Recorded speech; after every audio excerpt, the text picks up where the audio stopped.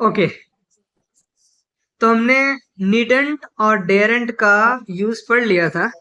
अब पढ़ेंगे डेयर और नीडेंट का यूज। ठीक है, डेयर और नीड का यूज क्या होता है?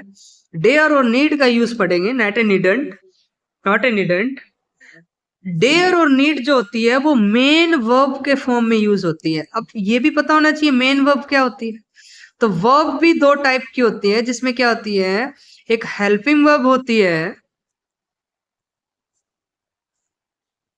हेल्पिंग वर्ब होती है, और दूसरा कौन सा होती है, मेन वर्ब होती है। कौन सी होती है? मेन वर्ब होती है। ठीक है, ये बात समझ में आ गई होगी। अब देखो आगे जो है चीजें, नेक्स्ट जो है वो आगे आएगी अब। ठीक है, तो मेन वर्ब के रूप में यूज होती है। डेट और नीड आपका मेन वर्ब के फॉर्म में यूज होगा। तो अगर मान ले देखें तो पहले सब्जेक्ट आता है, सब्जेक्ट आने के बाद फिर आपका क्या आता है, हेल्पिंग वर्ब आती है, और हेल्पिंग वर्ब के साथ ही या फिर क्या आ जाता है, मेन वर्ब आ जाती है, मेन वर्ब, और फिर आपका आ जाता है ऑब्जेक्ट आ जाता है। ये सेंटेंस का एक फॉर्म है, subject plus helping verb plus main verb plus object. तो अब देखो इसमें क्या करेंगे हम, ध्यान से समझेंगे कैसे हुआ ये। मेन वर्ब कैसे होती है, जैसे मेन वर्ब आपको बताता हूं मैं। मेन वर्ब कौन कौन सी होती है? मेन वर्ब जो होती है, जैसे मान लो गो एक मेन वर्ब है, ठीक है, और रीड एक मेन वर्ब है। ठीक है, इस टाइप की जो मेन वर्ब होती है, जो डेली यूज करते हैं अपन, उसको बोलते हैं मेन वर्ब। और हेल्पिंग वर्ब क्या होती है ये भी देख लो, पता तो होना चाहिए ना। हेल्पिंग वर्ब क्या होती है वो भी पता होना चाहिए। तो हेल्पिंग वर्ब हेल्पिंग वर्ब कौन सी होती है?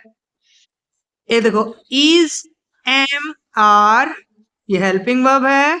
वॉज कॉमा, वॉज या फिर वर हेल्पिंग वर्ब है।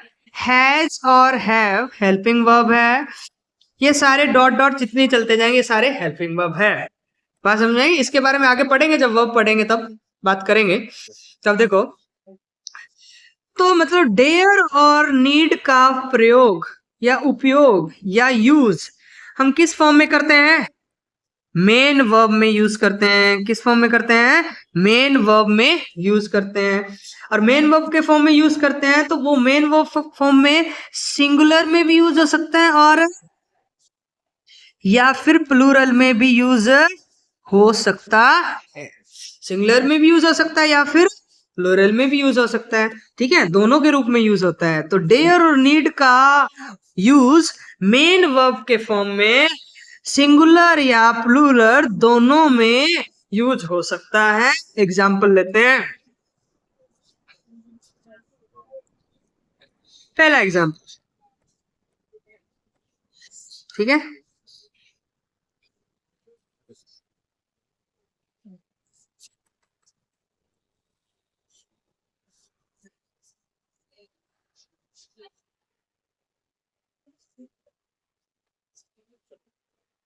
पहला एग्जाम्पल लेंगे, कौन सा लेंगे? पहला एग्जाम्पल, ठीक है। तो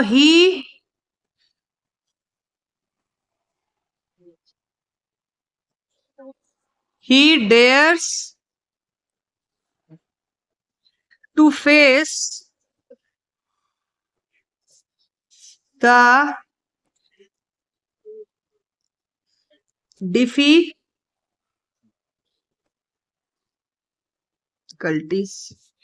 डिफिकल्टीज, अब देखो ध्यान समझना,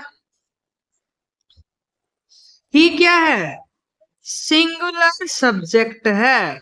तो सिंगुलर सब्जेक्ट है, सिंगुलर सब्जेक्ट के साथ जो ये डेयर्स यूज हो रहा है, ये भी क्या बन जाएगा, सिंगुलर वर्ब बन जाएगा। तो हमने क्या कहा था कि डेयर का यूज मेन वर्ब के फॉर्म में यूज होगा। ये मेन वर्ब है, मेन वर्ब के फॉर्म में यूज होगा, और वो सिंगुलर या प्लूरल सब्जेक्ट के दोनों के साथ यूज हो सकता है। तो यहाँ पे कौन सा सब्जेक्ट यूज हो रहा है, सिंगुलर सब्जेक्ट यूज हो रहा है। तो सिंगुलर सब्जेक्ट के साथ सिंगुलर वर्ब आएगी, तो डेयर्स को हम सिंगुलर वर्ब बोलेंगे। तो एस लग गया, तो ही सी इट नेम के साथ एस या एस लगता है। ठीक है, तो अब ये हो गया सेंटेंस पूरा। अब आगे की बात करते हैं। नेक्स्ट, देखो, अब मैं सेंटेंस गलत लिखता हूं, आपको देखना है कि वो गलत है या नहीं। ठीक है, चलो लिखते हैं। He dare to face the difficulties.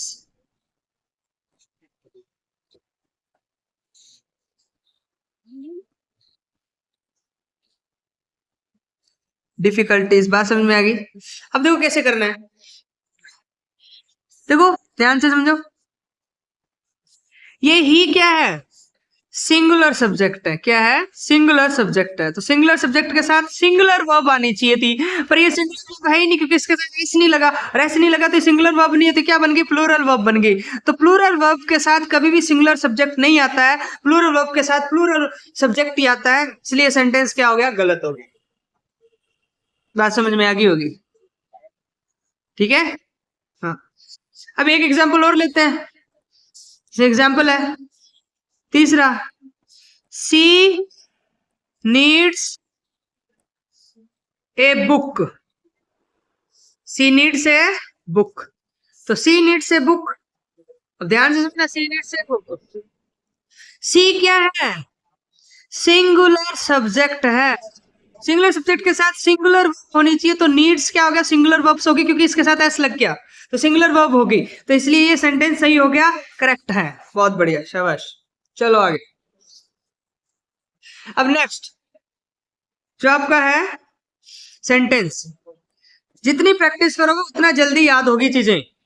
तो she needs, need a book, she need a book, तो ये क्या हो गया?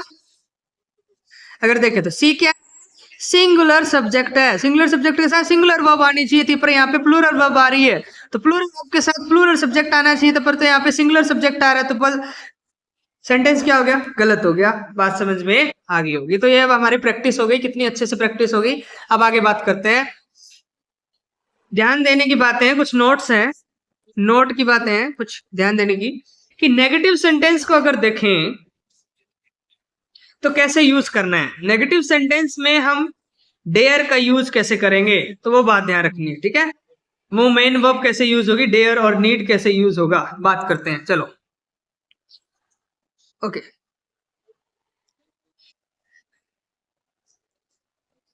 ही does not dare to go out in the sum, in the sun, sorry sum नहीं है, ये सन है,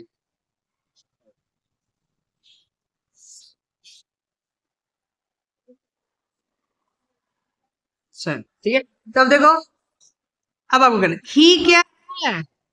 सिंगुलर सब्जेक्ट है। सिंगुलर सब्जेक्ट के साथ सिंगुलर वर्ब आनी चाहिए थी, तो यहाँ पे क्या हो गया? डच क्या हो गया? आपका हेल्पिंग वर्ब हो गया। क्या हो गया? Helping verb. और हेल्पिंग वर्ब कैसा आ गया आपका? सिंगुलर हेल्पिंग वर्ब आ गई, तो सिंगुलर हेल्पिंग वर्ब, हेल्प को ऑक्सिलरी वर्ब भी बोलते हैं, तो ये डच क्या हो गया आपका? डच आपका हो गया सिंगुलर ऑक्सिलरी वर्ब हो गई।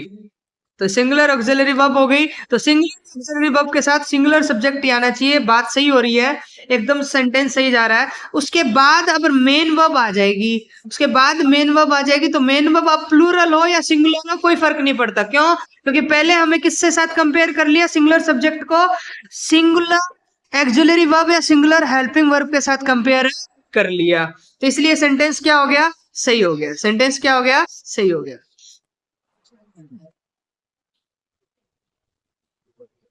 अब नेक्स्ट देखो,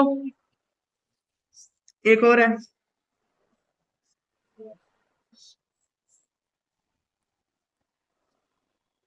I do not need a pen. ठीक है, अब देखो, I do not need a pen, ध्यान समझना। आई की सिंगुलर सब्जेक्ट है, क्या है? क्या है?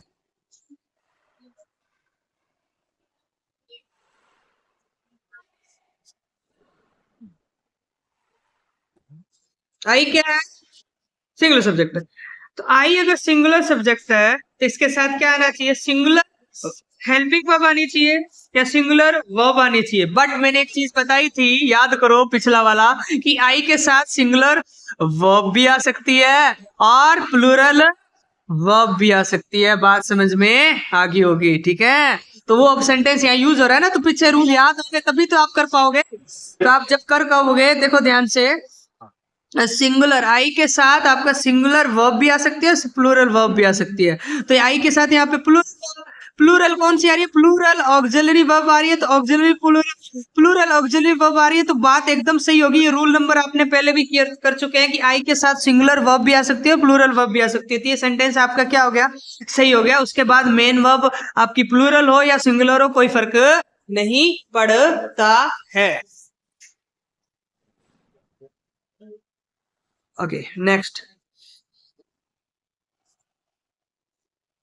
अब देखो,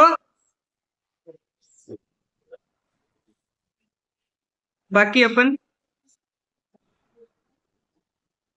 अगली वीडियो में देखेंगे। बस इतना बहुत है।